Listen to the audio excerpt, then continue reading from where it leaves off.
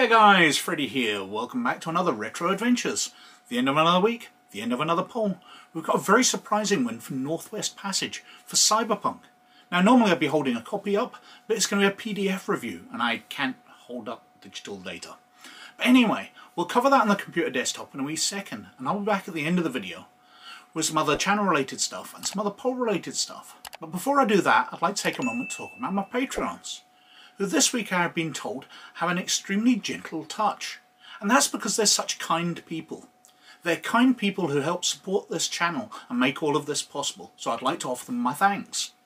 Now, if you'd like to join them and help support the channel, or you'd like to gain access to these videos a week early, or you'd like to gain access to one of the other levels of patronage we've got, then there's a link in the description down below. If you check it out, it'd be very much appreciated.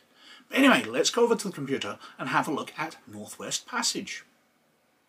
So, this is Northwest Passage. It came out in 1995 from Atlas Games. Now in the poll I wrongly attributed it to our Talsorian games, but it is actually Atlas Games that brought it out under license from our Talsorian. And it's a cyberpunk adventure. Although it came out in 1995, so it was during the period of Cyberpunk 2020, it's just labelled as generic Cyberpunk, which would tend to just be the 2013 setting rather than the 2020 setting. Not quite sure why they did that, but it's basically rules compatible with 2020, but then again 2013 is not that much different. And it's an adventure about taking the players out of their comfort zone. They're leaving Night City and they're heading to Alaska, and things will be very different there. Now let's have a look at the back cover. Now the back cover has a big problem of 1990s desktop publishing, that suddenly you could do anything you want, and suddenly everything became pretty hard to read because you got very cluttered backgrounds. Anyway, firepower and ice. It doesn't take long for the cold to take effect, 10 minutes at most, before exposure to the wind brings a sharp burning pain. It begins almost imperceptibly, first in the chrome tips of your fingers, then in the motorized joints of each knuckle. Slowly it cuts through the nerve and sinew, wire and rubber, slicing its way up your arm like an icy hot shot of molten lead. It cold burns the veins, nerves and muscles in your arms. You grit your teeth and try to ignore the pain, knowing you can't stop. You can't delay. The distant sounds of whining snowmobiles and howling wolves roll across the icebound hills, masking the pain, driving you on. You must escape. You must run harder and farther in spite of the pain, in spite of the searing cold in your hands and feet. You can only make it to shelter. You'll have a 50-50 chance of survival. Out here, it's 100 to 1. Northwest Passage includes numerous non-player characters, corporate raiders, bounty hunters, cybernetic frontiersmen, and more. New locations, equipment, and other useful Cyberpunk 2020 background material. Additional rules and helpful guidelines for adventures set in the frozen north. Icebound action and corporate intrigue in a harsh environment. And that's what it is. It said Atlas Games on there. High adventure on the frozen frontier, and our Talsorian games. And it's an adventure where basically the players get hired to go on a raid. They get hired as standard edge runners, and everything goes right. Basically, it's a smooth run to the end of that, and then everything goes wrong as the person that hired them turns on them, and they get hunted and they have to escape across Alaska.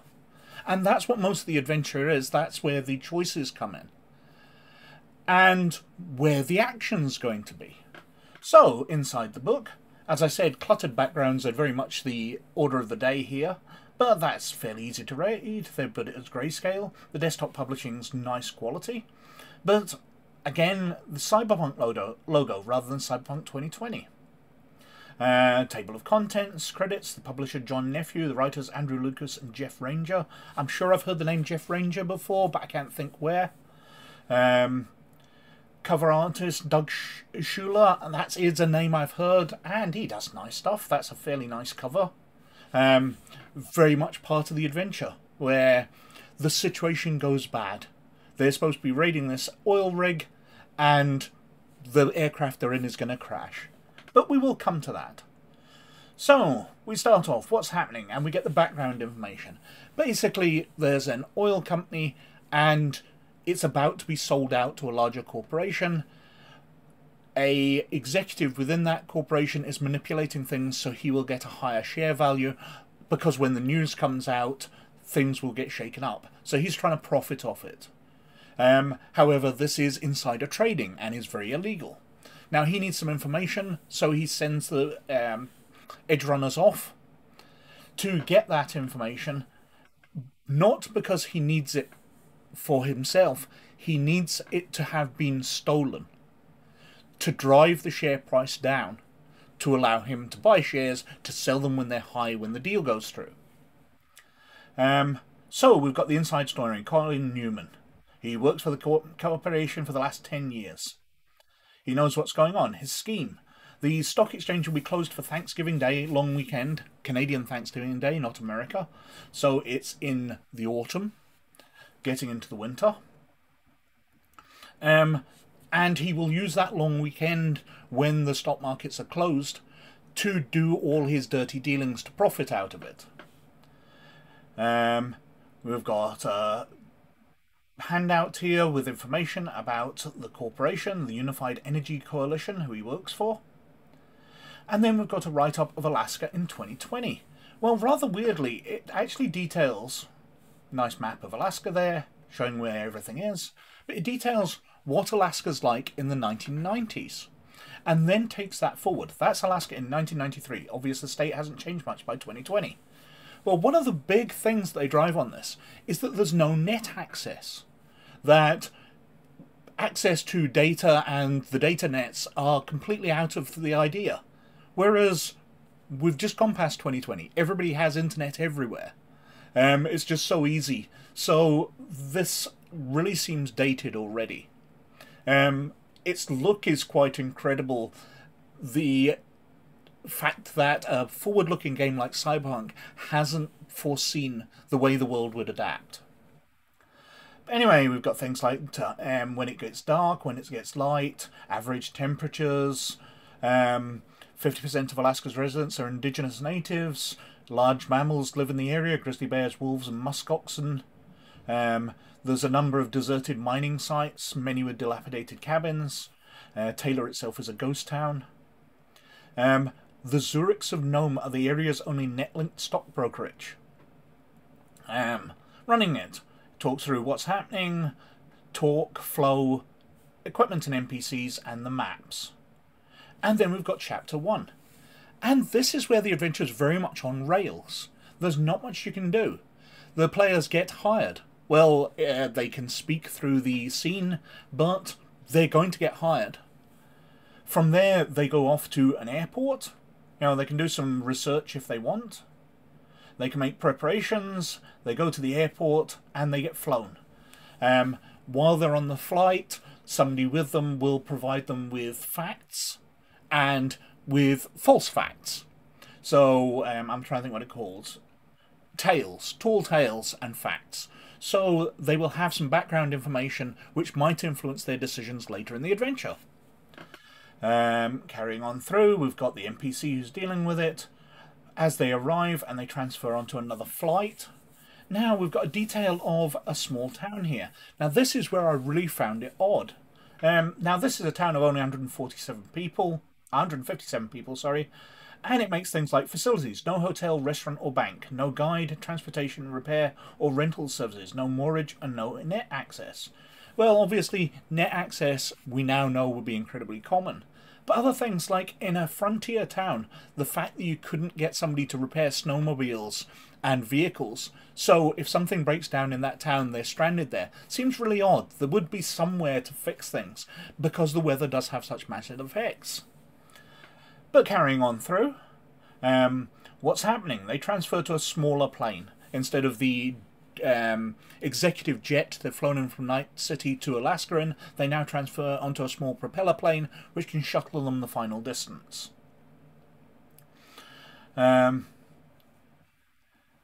They fly past an observatory where they can spot things as they fly past, because this is very important. And if your players don't pick up on this, then the adventure is going to go to pot very quickly. We've got the second town, Shishmarev. And again, there's a population of 444. But the map doesn't seem to match up with what it describes. Facilities. Shishmarev has no restaurant or bank. Well, we look at it, and there's the Che Che snack shop. Well, isn't that a small takeaway restaurant? Wouldn't they have sit-in places? A few tables? Isn't that a restaurant? What else have we got here? They've got a general store, a post office, and a pool hall. For such a small town, they really seem to have things which aren't mentioned in the description. But it's just going to be somewhere the players are passing through. So we're really just populating Alaska with places which might be useful to us if we set other adventures here. They complete the flight to the oil rig. Now this is where they have to get the data. But the security guard has been briefed that they will be arriving and they're working for the corporation. And they've been given IDs for that. So he cooperates. There's no needing to con him particularly. He's really agreeable. I hear Petrochem's made another offer to merge. Don't touch that box yet. I don't know about you, but I don't trust them. I'm not going to vote yet. And it mentions that somebody turns up at the door to add tension, but all he's doing is delivering donuts and food. Because these are supposedly powerful people from head office, so the staff on site are mollycoddling them, being very, very nice. We don't get many visitors around here. He grabs a sandwich in his meaty fist and arms it towards his mouth. Dig in. The other box contains human steaming mugs of hot chocolate to warm you up for a return trip.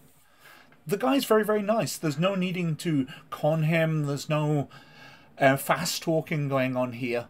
They're just playing a role. Everything goes straight forward. Pretty much nothing they can do can go wrong. It details the oil rig itself, how the adventure flows, and then we're up to Chapter 3. Before the players get to do anything, make any decision, they've basically just been role-playing some situations and been on a roller coaster going from point A to point B. What's happening?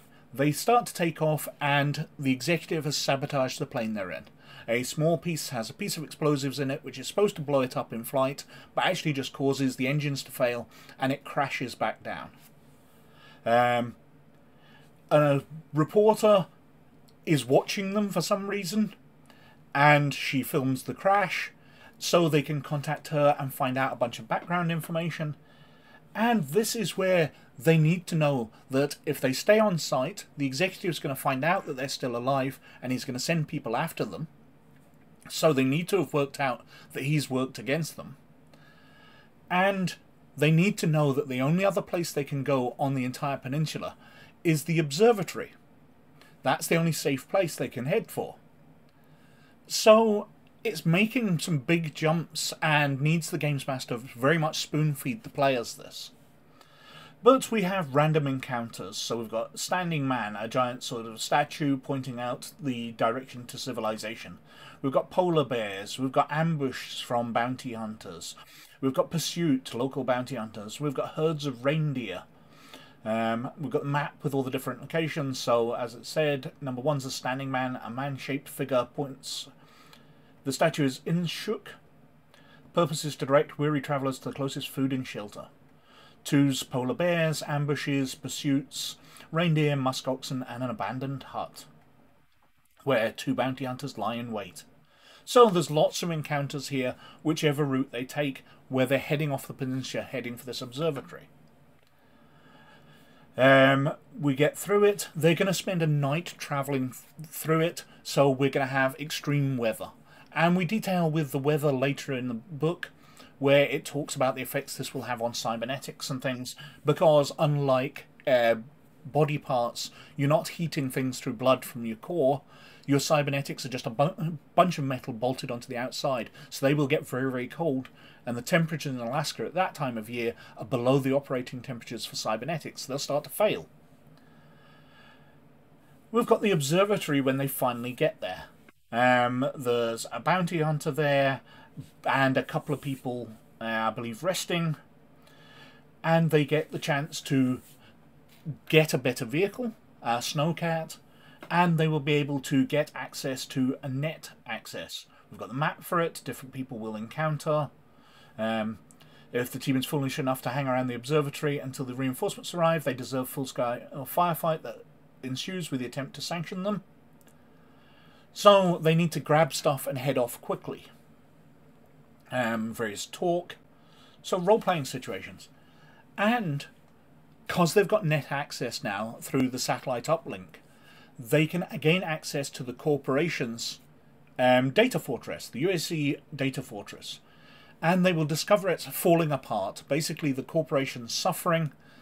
Its systems are in bad state, so certain sectors within their network are failing, but they can find out various bits of information. Recreation area, code gates, defenses, just talking you through the network. There's another place they can head, Serpentine Hot Springs. Vehicles and satellite uplinks there as well. And there's running battles. The artwork's quite nice. As they head onwards, they're going to get dogged at every step. They get onto the highway to head, once they're off the peninsula, they're heading down to Nome. Because they now know they're being tracked by the corporation, that they've been sold out, and the only way they can deal with this is by revealing his insider dealing. Because corporations will take that very, very seriously. While a bunch of edge runners stealing some data is a bad thing, basically one of their own trying to con them out of money, that's major, and they will deal with that harshly, which does seem very realistic and very, very on point for Cyberpunk. We've got National Guardsmen, police are after them and everything, because as it points out as we go through, there are news reports being broadcast about the edge runners having attacked the oil rig, and they are selling up the story of this. The guy who sold them out is feeding the press totally fake stories. And it mentions things like, take the least offensive member of the party and make him out to be the leader. And then while the group is laughing about this minor character now being talked about being the team leader who planned everything, mention that he gunned down a bunch of kids at a school and that's what he's wanted for, to make it very, very serious. And that's why the police are looking for the edge runners, because not only have they done this crime, but they are wanted criminals for all these other crimes. And they eventually get to Nome. And they need to reach Zurich's of Nome, the area's premier and only stock brokerage. Now, I found this really weird that in a bunch of towns which don't even have restaurants or banks, that they would have a stock brokerage. So I decided, because I've never really heard of stock brokerage around here, to go on Google Maps and look up the local stock brokerage. And it turns out there's one only 4 miles away. So apparently they are far more common than I thought. So it's entirely possible that the major town in this area might have a stock brokerage. It's got the radio station, there's a hospital, we've got a map of the town there detailing everything. But basically their plan is to get to the stock brokerage, reveal all the data they've got on the inside dealing, but they've got a time limit because the deal needs to have not gone through when this is discovered. If it's already gone through and he's already made his money, then the corporations will want to cover it up. So even though they never knew, they've had a time limit all this time that they needed to get and reveal this, so the corporations will turn on him and arrest him for attempted stock insider trading. If it's already gone through, he's got shares on the board of the much larger corporation, and they're just going to look after him the way that corporations do. And because they've revealed inside dealing, Zurich's as a stockbrokers will put out defense of them. It'll get all the things cancelled because they have revealed this much larger crime as far as corporations and stock dealings have to do with it. So they will get a flight home, they will get rewarded with what seems like a large amount of money, but when they get returned home, they won't be allowed to take any illegal equipment that they smuggled into Alaska, all their weapons, all their programs on their cyber decks, etc. will get seized because they're criminal items, and they will have to buy them all again, so the money will get swallowed up very quickly. It seems like they've won out, but they've not. Life is not always fair, and in Cyberpunk you can count on anything. You can count on that. Then we're on to the appendices. So we've got some vehicles here. We've got the aircraft, the Twin Otter, the plane that they're on, which crashes. We've got snowmobiles, ice crawlers, skidoos, off-road vehicles. ordinary sedans and pickup trucks that people might have in the small towns that the edge runners might steal, like trucks, the police cars, pickup trucks, a snowplow. And then we've got things on cold weather effects. So we've got hypothermia count, hypothermia effects, going through what happens to cybernetics. The character fingers and toes are becoming numb from the cold. The symptoms are cumulative and ultimately result in the PC's death. We've got cold weather effects on cybernetics. Exposed limbs suffer failure as the hydraulic fluid begins to freeze. Thermal scanners are less effective. Chromed metallic or non-coated replacements adhere to any warm skin exposed. Which it does mention you can use as a weapon, because after all, nothing adds life to an adventure like ripping the face off an opponent. So with your frozen cyber arm, you can grab somebody's face, their skin will freeze to the metal, and you can just tear their face off. An interesting idea, a bit gruesome for my liking, although I've probably done far worse. Talk about the effects of snow blindness. We've got the various player handbooks, so when they announce the takeover. We've also got various references here. CIA alert, Night City today, whether VSE implicates UEC in insider trading, former UEC employee held in stock scam, New Star and Night City, Petrochem last night introduced the city to its newest and brightest vice president. So if they succeed, the insider trading gets discovered and he gets held. If they fail, then he gets announced as one of their vice presidents. We've got a handout, a sort of hand-drawn map of the area. And then we've got information about the contributors, including stats for them. So we've got Andrew Skywalker Lewis, Jeff the Reaper Man Ranger, and C. Brent Ferguson Rockaboy. An advert for On the Edge and the back cover. As I said, it's a decent enough adventure. Once you get off the rails of possibly the first third to half of the adventure, once you get off those rails and the players start making decisions, it's interesting because they're out of their element. They can't get access to all their high-tech goodies, their cybernetics are starting to fail, there's no net for them to hack and use. They are very much ducks out of water, they're out of their element completely. And they're being hunted. So they don't have contacts to go to like they would in Night City. It's a very interesting adventure in that path, but it just seems so dated. It's such a 1990s view of the future, and not in a good way. It really seems to have been blind to how things would develop. So that was Northwest Passage, and that won the poll this week with some 29% of the vote, which was very surprising, because the second place, Resection of Time for Call of Cthulhu, which came in on 22%, was actually leading the poll at one point by a decent margin. And then seemingly overnight, Northwest Passage leapt ahead and came to that crowning victory. Absolutely brilliant to cover that, an adventure I really wasn't that familiar with, and I had a joy looking through it.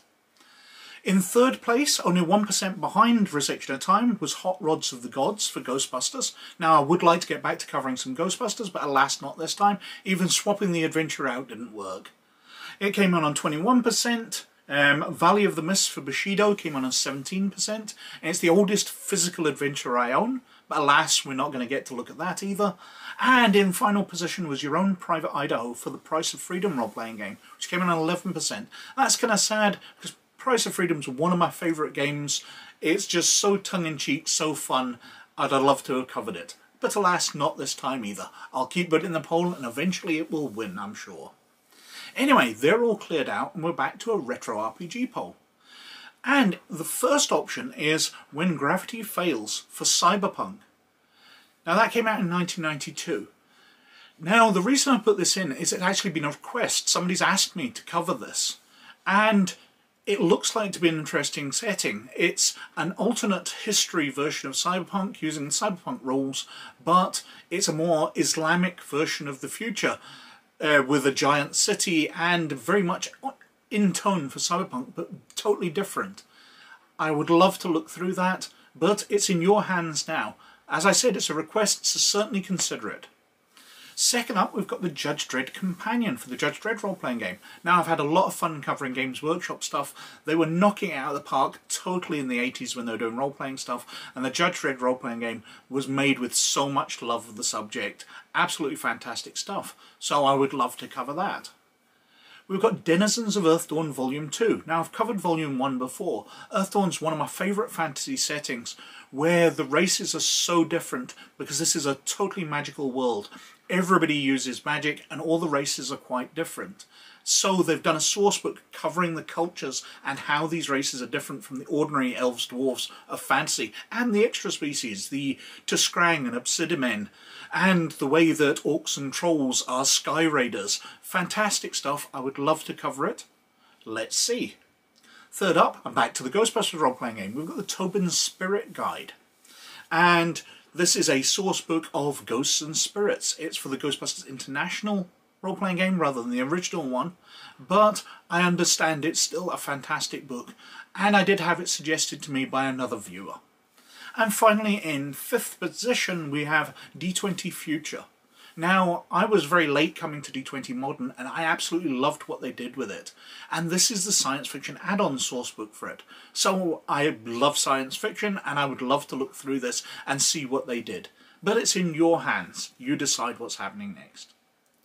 Now, over on DrivethruRPG, I've been releasing books of variant types of monsters. So I did a book of vampires with 10 variant types of vampires, each exploiting a different aspect of traditional vampires. So the stealth factor of it, the shape-shifting, the seduction part. And I came up with these different types of vampires instead of just being a generic monster where they were taking this aspect further out. And I've done this for various monster types. We've got books of werewolves where we're aspecting the rage of them or the animalistic sense, the druidic sense where they're protectors of nature, and ghosts and zombies and demons. I've done all those. They're of course available on DrivethruRPG, as I said, but also on a shared Google Drive with patrons of Laird and Librarian status. If you want to become one of those, the Patreon's linked down below, and you can get access to those. I've got an idea for what I'm going to be doing in the future. I've had an idea for, well, it's been an idea that's been bubbling over. We will see if I get it done, and I'll talk about it more in the future. But this has been something that's been in my head for ages as something which Dungeons & Dragons hasn't really done particularly well. It's given something to one class without exploiting all the other classes, and I want to create their own variants of it. But we shall see how that works out. It's going to be a bit of work, but we'll see if we get it done. Anyway, over on RPG Gamer, well, I'm still covering the High Republic era. I'm covering the 4-book comic series, which is covering the lost year between Phase 1 and Phase 3. Some interesting stuff in that, and I'm enjoying doing stats for it. I'm getting lots of feedback as people have different comments, because this is a very different period, so the original Star Wars D6 rules don't really cover everything. But anyway, as usual, I think I've whittled on for quite long enough, so thank you very much for watching. As always, most of all, you look after yourselves, and I'll catch you later. Bye now.